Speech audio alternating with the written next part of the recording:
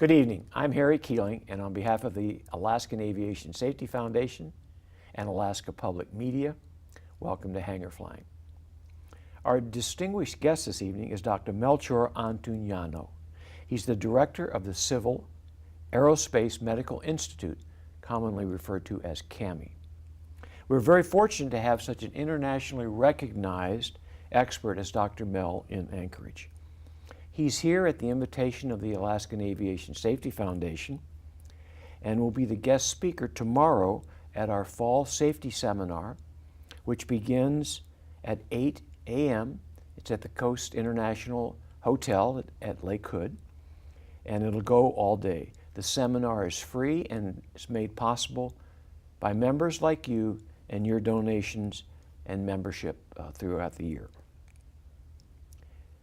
Also, on Hangar Flying, in the next couple weeks, we will be featuring Dr. Mel and some of the presentations that he's able to make tomorrow.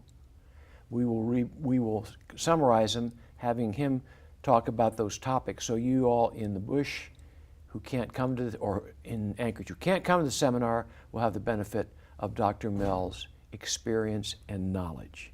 Dr. Mel, welcome to Hangar Flying. Oh, thank you very much.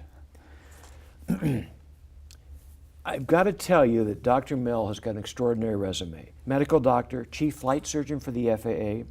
He's credited with over 705 professional presentations and lectures around the world. He's published over 60 scientific publications. He's past president, or past chancellor of probably every distinguished aerospace organization in the country, and even overseas. He's received 81 awards and recognitions for his efforts.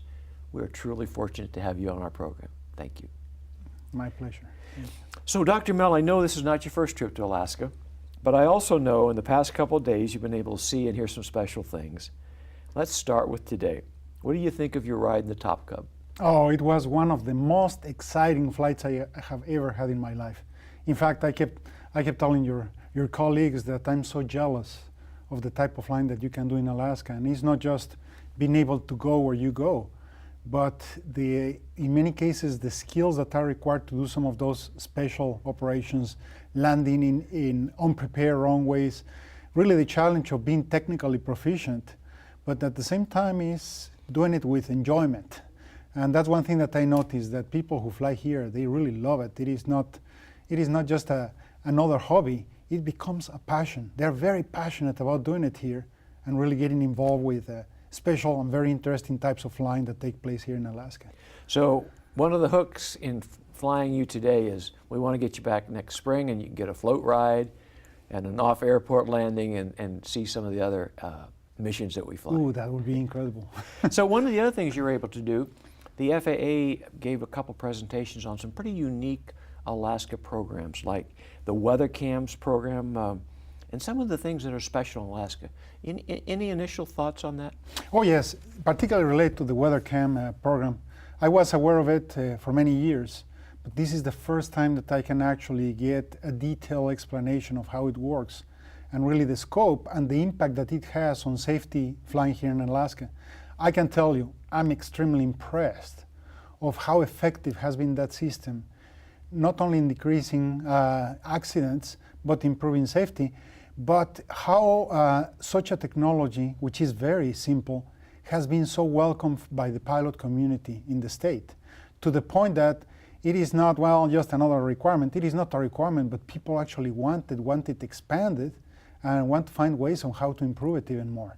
So this is probably something that is, well, not probably, it is something so unique here that was developed, it was implemented, it is being operated in Alaska, but I can see many parts of the world, particularly places where I have been around the world, where such a safety method, particularly in remote areas like this, could be applicable in many, many other places around the world. So it is truly something interesting. The people who are actually in charge of that program are very passionate about it.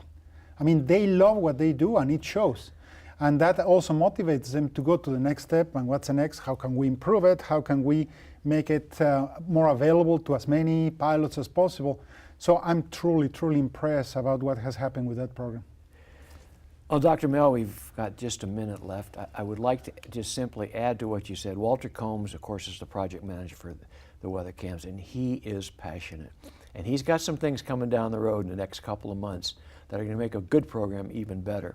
So I would tell you, our viewers, stay tuned, because I'm going to have Walter back on to talk about some of these things that Dr. Mel mentioned this evening.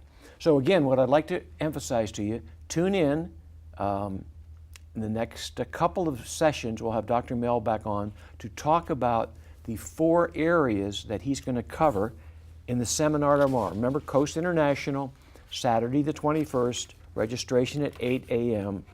And what we're going to talk about in the future: safety and survivability in general aviation, new trends in aviation technologies, effects of pilot exposure to lasers during flight, human factors, and safety issues of cockpit automation. These are the topics Dr. Mel will cover tomorrow at the seminar. I think you'll enjoy the whole day, so come early and stay late. But if you miss that or can't attend, tune in to Hangar Fly in the future, and we'll have a chance to talk to Dr. Mel about those. Dr. Mel, thanks for being on the program tonight. Oh, thank you very much for the invitation. Ladies and gentlemen, until next time, fly safe.